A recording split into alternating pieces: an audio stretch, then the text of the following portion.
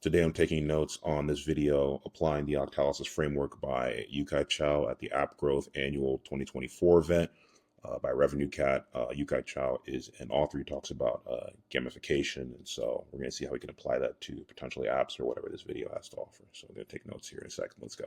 Page in my notes. Yu-Kai Chou. He is the originator of the Octalysis Framework. Phil spoke about it earlier.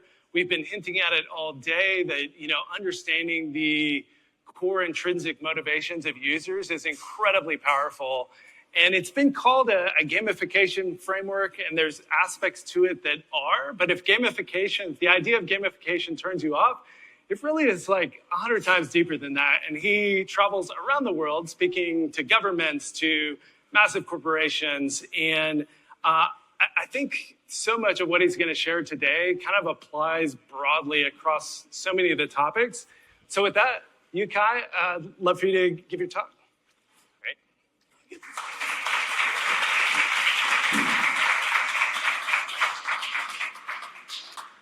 Thanks for having me. Let's see if our slides come out great. So great. I'm Yu-Kai Chou. Pleasure to be here. I used to be based in the Bay Area for about 15 years, but during COVID, I moved to Taiwan, and it was really nice there, so I stayed there. But always nice to be back. Today, I'm going to talk about the Octalysis Framework about gamification and behavioral design. And a quick background myself, I started my journey in gamification since 2003, so about 21 years now. And I was rated the #1 gamification guru in the world 3 out of 4 years. 1 year as #2, and later they made me a judge, so I got disqualified, unfortunately. But my design work has impacted over 1.5 billion users around the world. Wrote a book, Actionable Gamification, sold 100,000 copies, whatnot. And these are some of the companies I've worked with, either a workshop or we design, we do consulting for them. This is the book I wrote, Actionable Gamification. I think we were supposed to have a copy for every person here that I could sign, but there's some logistical issues apparently. But anyway, if today's talk was interesting or is interesting, you can go check it out. And I'm not going to go through the quotes, but you can see that VP at Google, partner at IDEO, co-founder Ethereum, all have pretty good things to say about working with me and the things that you're going to see today. And then connected to a subscription model, I also have a gamified island platform to learn about gamification design. And we have a daily active user or a monthly active user of 38%. And we're going to talk a little bit about what we do on this platform called Octalysis Prime 2. So this is the Octalysis Framework, and this is what we're most known for. It's a combination between the word octagon and analysis.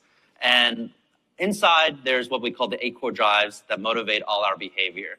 And then outside, there's an example list, not exhaustive list, of a variety of game design techniques and strategies that could bring out these 8 core drives. Now, this chart is pretty busy. So at the beginning, we usually just focus on the center. And what's unique about these 8 core drives is that everything we do in life is based on one or more of these 8 core drives, which means that if there's none of these 8 core drives there, there's zero motivation. No behavior happens.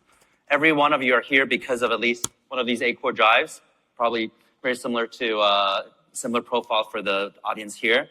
But some people are here because of core drive 7, unpredictability and curiosity. Hey, I'm just curious. What is this conference going to be about? What is this talk going to be about? Some people are here because of core drive 5, social influence and relatedness. Hey, a friend told me about it. A colleague invited me, so I show up. Some people are here because of core drive 2, development and accomplishment. Hey, I really want to learn new skills, level up, and do my work better.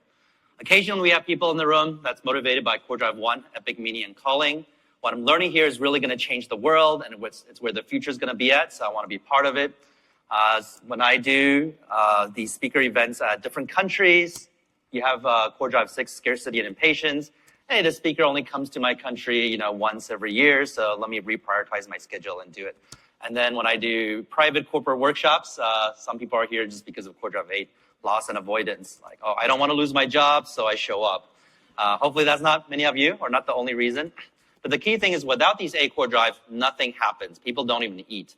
So the quick way to use this framework is just think about what is the desired behavior you want, and what among these 8 core drives are motivating them. Because if it's not, they're not doing it, and then brainstorm what you can do with these 8 core drives to bring that out even more. So we're going to go through what these 8 core drives are. We're going to go through some examples, and then we're going to talk about different natures of those core drives. Some are what we call white hat motivation core drives. It makes people feel powerful and control, but they lack urgency. They procrastinate. And then there's what we call black hat motivation core drives. It gives people a higher sense of urgency, sometimes obsession, but they also feel like they're not in control of their own behavior, so they could burn out. And then we're going to explore what are the intrinsic motivation core drives and extrinsic motivation core drives. When I first created this framework in 2012, I didn't have any ambitious academia. I just wanted to create some tool to solve some problems.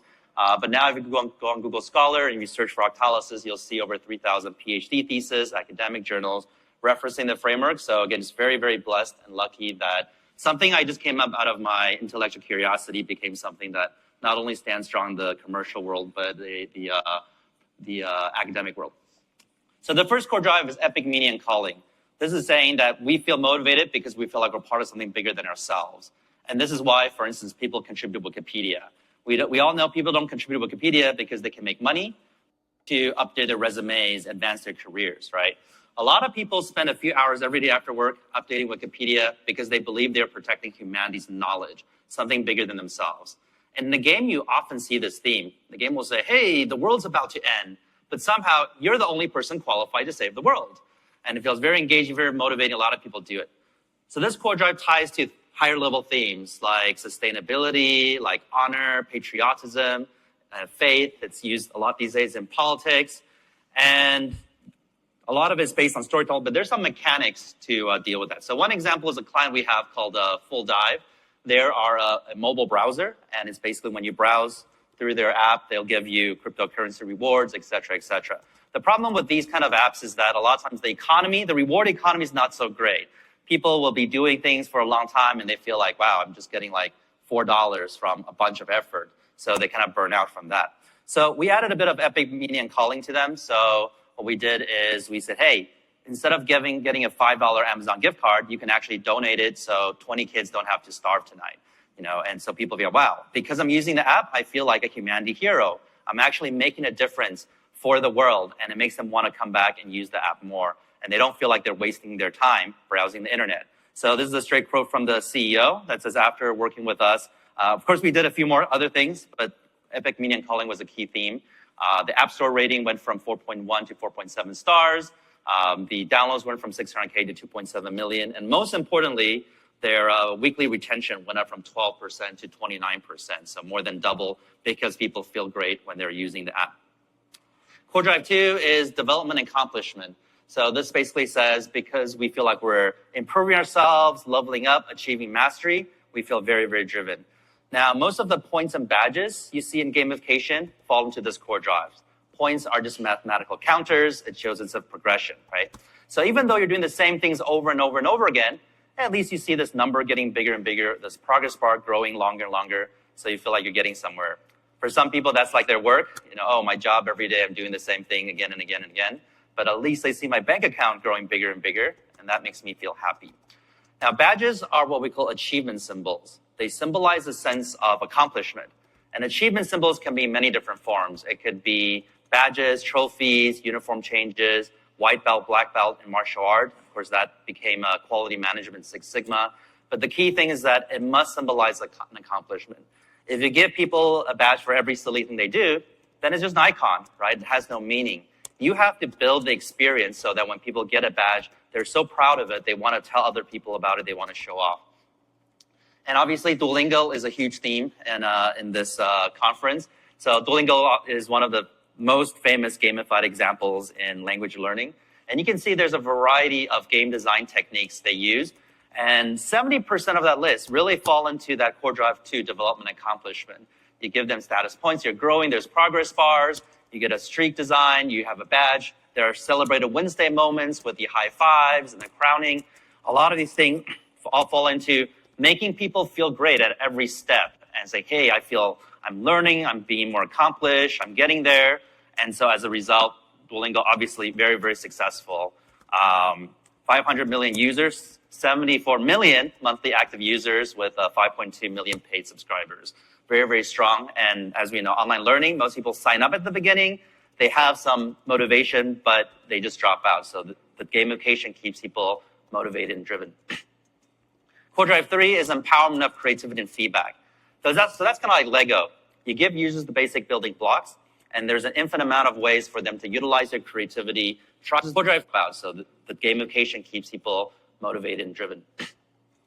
Core Drive 3 is empowerment of creativity and feedback. So that's kind of like Lego. You give users the basic building blocks, and there's an infinite amount of ways for them to utilize their creativity, try different strategies, see feedback, and then go back and adjust. And that's a very engaging experience. By the way, I'm talking really fast because I have a lot to cover. I'm really passionate about this stuff. So this is everything that deals with things like self-expression, creativity, meaningful choices, autonomy. And you'll see later that it's on the right top of the octagon, which means it's a white hat, intrinsic right brain motivation core drive, which means that it's the longest lasting type of motivation. All the timeless games in the world have this core drive. Doesn't matter if it's chess, poker, or mahjong, whatnot. So if you look at it, it's the longest lasting type of motivation. All the timeless games in the world have this core drive. Doesn't matter if it's chess, poker, or mahjong, whatnot. So if you look at a game like chess, chess is a pretty straightforward game. There's 64 squares, 32 pieces that people have been playing for centuries, right? Chess doesn't have to be like every week, oh, here's a new piece, here's a new map, here's a new board, a new hero enters the game, right? They don't have to keep adding content because our brains are entertaining itself. It's like being an inventor or a scientist, lifelong experimentation, always engaging. So this is actually a project we designed for Porsche. It's a gamified loyalty program. And it looks kind of like a futuristic racing game, but in order to play this game, you must first own a Porsche. And we launched this in Austria.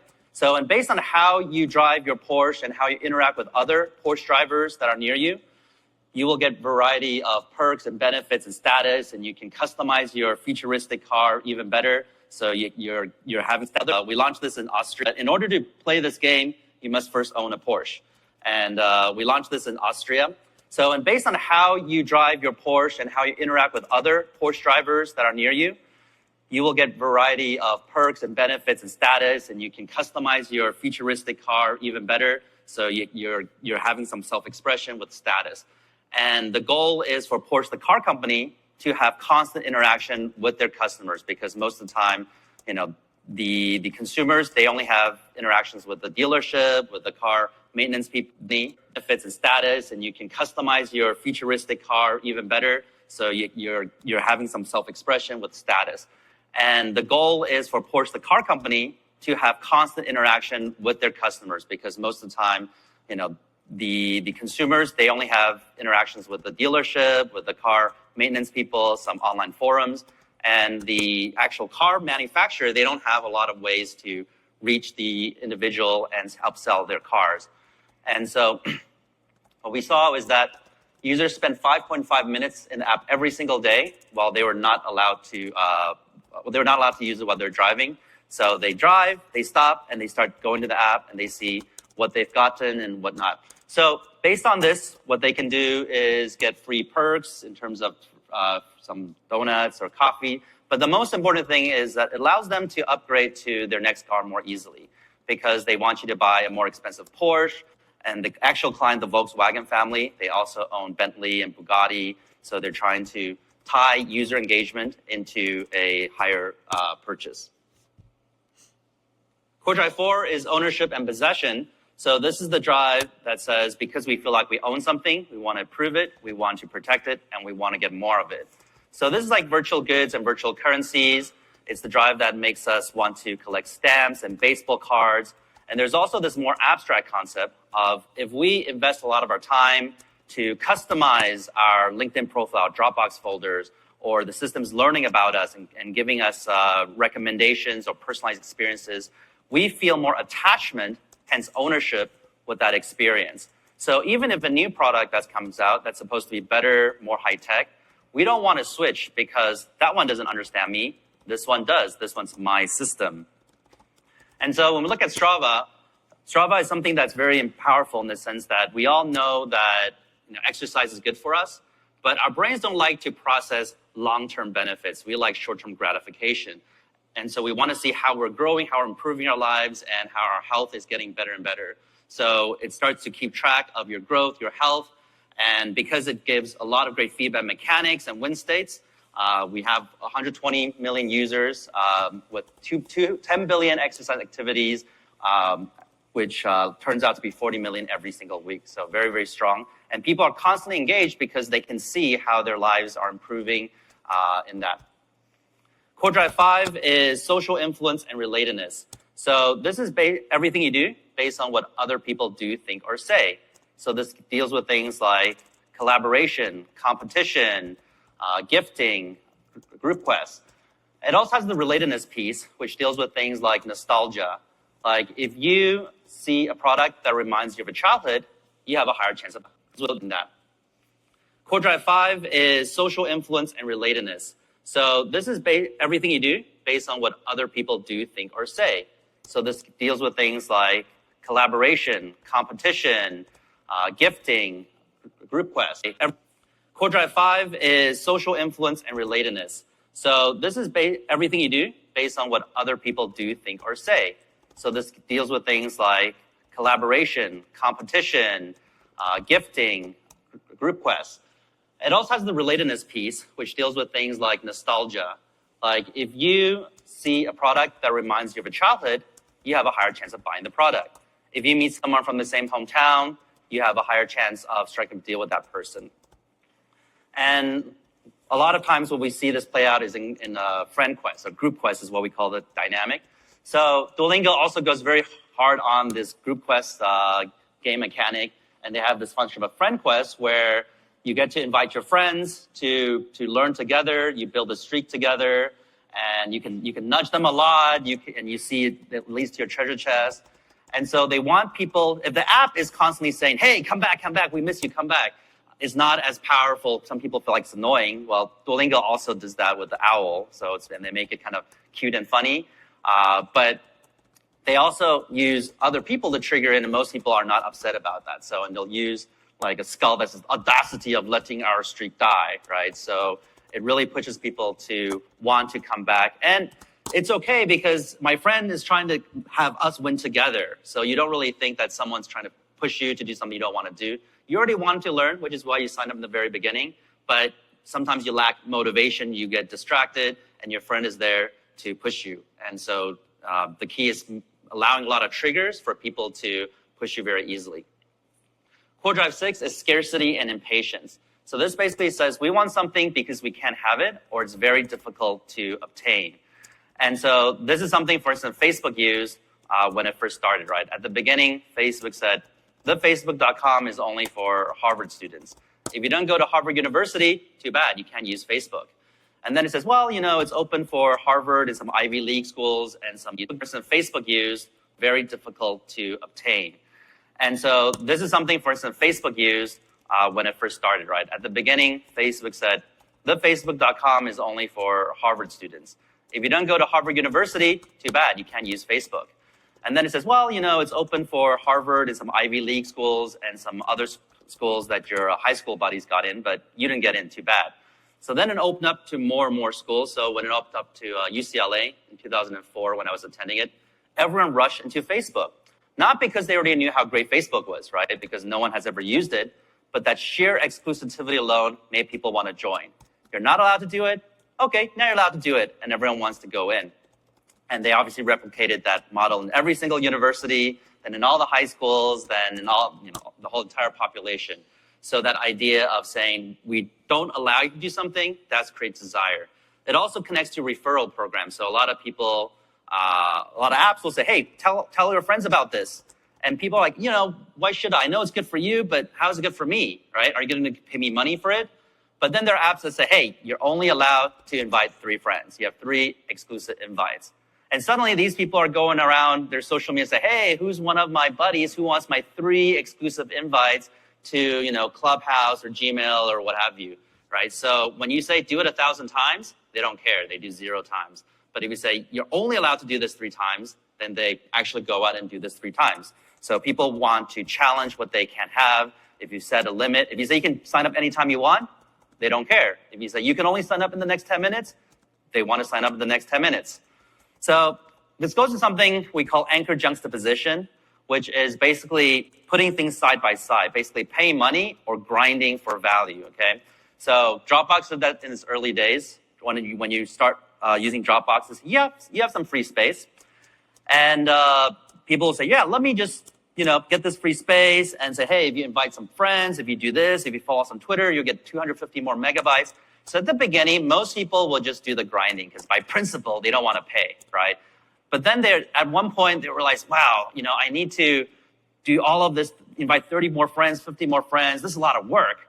So they end up doing the grinding for a bit, either upload photos or following and inviting their friends. And then at one point, they realize, wow, I need to, so okay, allowed to do this 3 times, then they actually go out and do this 3 times. So people want to challenge what they can't have. If you set a limit, if you say you can sign up anytime you want, they don't care. If you say you can only sign up in the next 10 minutes, they want to sign up in the next 10 minutes. So this goes to something we call anchor juxtaposition, which is basically putting things side by side, basically paying money or grinding for value, okay? So Dropbox did that in its early days. When you start using Dropboxes, you have some free space. And people will say, yeah, let me just get this free space, and say, hey, if you invite some friends, if you do this, if you follow us on Twitter, you'll get 250 more megabytes. So at the beginning, most people will just do the grinding because by principle, they don't want to pay, right? But then at one point, they realize, wow, I need to do all of this, invite 30 more friends, 50 more friends. This is a lot of work. So they end up doing the grinding for a bit, either upload photos or following and inviting their friends, and then they end up paying. But the key thing is they need to be put side by side. If you just say, hey, do these activities, invite your friends, people will be like, well, I don't care. Why should I do that? But if you just say, hey, pay us or go away, a lot of people might say, well, I'm never going to pay these greedy bastards, and they leave, right? So when you put them side by side, oftentimes they'll look at the price and they'll go do the grinding. And it's crazy how much work people will do to not pay like $10, and they're willing to spend 3, 5, 10, 15, 20 hours doing all this stuff. At one point, they finally realize, wait a second, my time is worth money, right? Why should I spend 30 hours just avoiding a $10 fee? And so they end up doing both, right? They first grind and then they pay because of the scarcity mechanic. Core Drive 7 is unpredictability and curiosity. So this is basically because you don't know what's going to happen next, you're always thinking about it. So this is heavily utilized in the gambling industry. But whenever you have a sweepstakes program, a lottery system, a raffle ticket system, you have this core drive. This is also why you see a lot of apps. What they do is the loading screen or some search engine you turn on. They always show some random imagery, right, or inspiration. You see $1 fee, 10, 15, 20 hours doing all this stuff. At one point, they finally realize, wait a second, $1 fee. And so they end up doing both, right? They first grind and then they pay because of the scarcity mechanic. Core Drive 7 is unpredictability and curiosity. So this is basically because you don't know what's going to happen next, you're always thinking about it. So this is heavily utilized in the gambling industry. But whenever you have a sweepstakes program, a lottery system, a raffle ticket system, you have this core drive. This is also why you see a lot of apps. What they do is the loading screen or some search engine you turn on. They always show some random imagery, right, or inspirational quote. They want the brain to think, okay, what's going to happen next? I want this anticipation.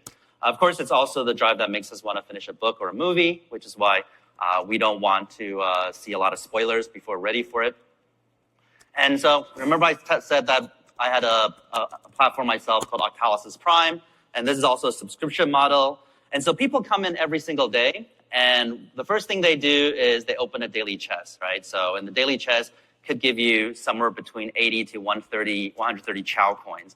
And we do 80 to 130 because we want to make people feel like 100 is the middle point. So if you're more than 100, you feel lucky, but we make it more often that you feel lucky. But more importantly, there's a 40% chance every 12 hours when you get on that there's going to be a little bit, there's something that's going to be a little bit different. A little new creature is going to appear. And in this case, there's a little thing on the top. You go into the section, and you see this little blue wolf. It's always a different animal. And then it'll ask you a gamification question. Again, this whole island is about people learning about gamification design. So If you get it right, it'll go into your Geomon album and you'll collect it. But if you get it wrong, it will run away and you'll lose it. So I remember we had a member who encountered a mystical Geomon, which is a 1% chance of showing up, the leprechaun. And he got the question incorrect. So the leprechaun ran away and it scarred him for years. Okay, he's like, I must watch all these videos, learn all the gamification. I never want this to happen again. And after that, he captured many more mystical Geomons, even legendary ones, which I think is a 0.2% of showing up. But he still remembers that first one that got lost. So like I said earlier, we have a DAU over MAU of 38%, which roughly means that if people care a little bit, they come in once a month. 38% of them are coming every single day. And we have a course completion rate of over 60%. Most companies out there is between 1 to 5%. And I remember there was a member who came to me and said, hey, Yu-Kai, I think the leveling system is broken. I'm like, okay, yeah, tell me why. And she's like, oh, because I think I'm leveling too quickly. You know, I'm already silver status, and I'm not even one of those hardcore players. I'm like, okay, tell me about it. When did you sign up to Octalysis Prime? And she said, about 15 or 16 months ago. And I said, all right, then how often do you come onto this platform? And she's like, well, at least I'll come on every day to open the chest, capture Geomon, and after that I might do this. And I'm like, wait. So you've been telling me that you're on octalysisprime.com every single day without fail for 16 months straight. She's like, yeah, it's about right. I said, and you still think you're leveling too quickly. And so for those who don't know, there's like, so blue status, orange, purple, silver, gold, and black. So she's like silver. So she's 4 out of 6. So I'm like, yeah, I think you're pretty good. This is where you're at. It's not broken. But if you can see in the background, there's the leaderboard, right? At max, you can capture 2 Geomons a day, 40% every 12 hours, right? Like that's the leaderboard in the back. The number 1 user has 1,700 Geomons. So this guy's just insane. And number 7 is 1,200. So that's like at least 600 days in a row. So very strong engagement because of that unpredictability. Every day they come back. If they know exactly what they're going to capture, they don't care. The brain needs to have that anticipation. And it's very important because some apps, what they do is they come in, they make you do a lot of things, and then there's the unpredictable, the treasure box or these unpredictable things.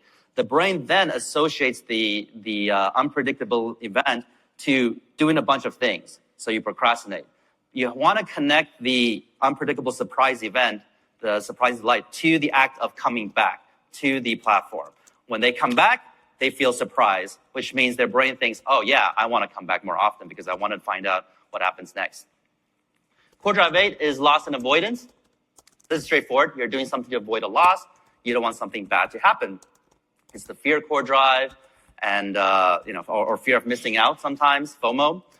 And this is the Forest app. I actually know the founder is based in Taiwan. And it's a productivity app where you say, I'm going to concentrate for 25 minutes, and you set the countdown timer. Once the countdown timer goes off, it plants the tree, and it's the fear core drive, and or fear of missing out sometimes, FOMO. And this is the Forest app. I actually know the founder is based in Taiwan, and it's a productivity app where you say, I'm going to concentrate for 25 minutes, and you set the countdown timer. Once the countdown timer goes off, it plants the tree into your forest. But there's a little trick to it. If you get distracted and start playing with your phone, your tree will die. And it's not just gonna say, oh, you failed, too bad, you got distracted. It's gonna plant your dead tree into your forest, and you'll have to stare at that failure for a whole year. So people are like, oh no, I don't want to have to go back and concentrate. I don't want to stare failure in the face all year long. So this app, they had 40 million downloads, and 6 million are paying, which is a very high ratio from downloads to pay, as you might know. Just from download to day 2, a third or half of the user base oftentimes just drop out, so let alone paying users. Also, in Duolingo, it's a big thing about the streak. The key thing about it is that most people think streak designs are about development accomplishment. Hey, 10 in a row, 100 in a row. But almost inevitably, it becomes core drive 8 loss and avoidance. People are just scared to lose their streak. They're afraid to go on long flights because they might lose it, and they can burn out. So that's why there's a lot of designs to say, hey, how you can save your streak and bring it back, et cetera, et cetera. But sometimes there is a feeling of achievement. So one of my Octalysis Prime members was sharing this, where he had 1,500 day streaks in a row. And everyone was impressed, right? Remember we said achievement symbols, it needs to be something so amazing people want to brag about it. And so I was impressed, so that's why I wanted to share it here too. And so it's very powerful. All right, so these are the 8 core drives that motivate all our behavior. Again, without these 8 core drives, no behavior happens, no motivation. But it's also graphed in an octagon shape for a reason.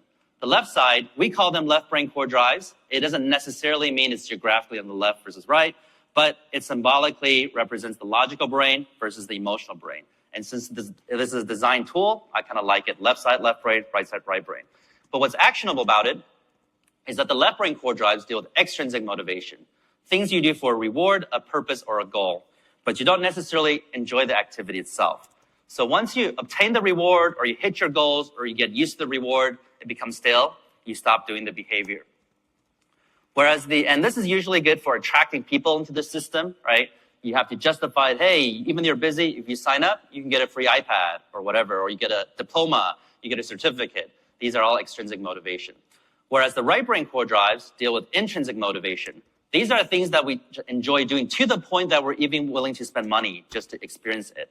And even if we lost all our progress the next day, we lose our points, badges, certificates, NFTs, we would still want to do this activity today because that's how we measure our quality of life, right? How much time we just spend on things we enjoy doing.